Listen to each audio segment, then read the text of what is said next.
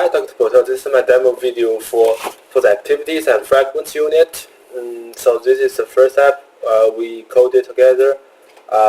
It's a color chooser, and we can see that the first feature is if I click the info button, it's going to launch info activities.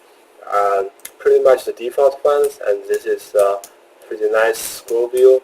If we hit the back button, it's going to pop up the top activities and go back to the previous activities that launched it. So the back stack of activities is handled for us, so we don't need to explicitly manage that. And if I click the edit, I can edit the text. I can say delete the last line. So it's only saying this is your phone, and I can choose a color. Let me choose the red.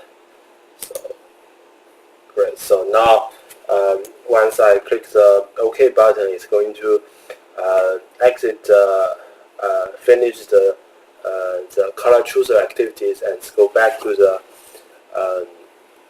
the previous main activity. And the other feature is the email. I can use email button to launch a system activity, use intent to launch the system activity, trying to send an email. However, in our case, in this case, this emulator don't really have an email app in store, so it's just going to display a blank page and say send email to yourself. If there is some email apps in store, that should be like some default system apps over here to choose from. Okay, for the other app, it's historicalDocs. We learned how to use navigation JAWS to navigate through different fragments, and use fragments to manipulate the content and manipulate the back stack of the fragments.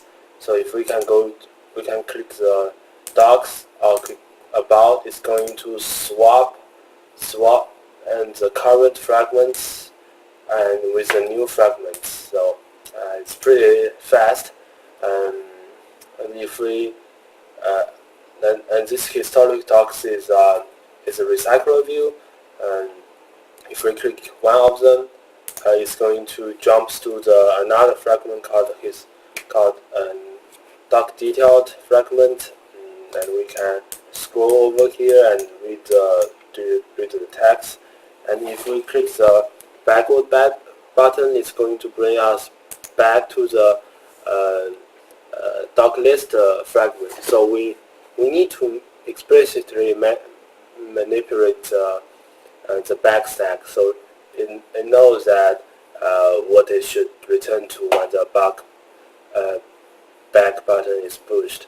And if we click again, it's going to pop out the window because it's already like the top menu.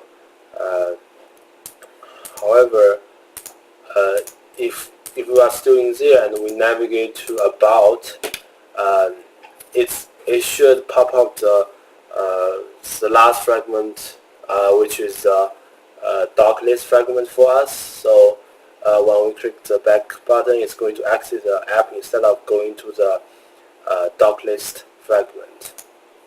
Yeah, guys, that's pretty much it is for this demo video. Thanks.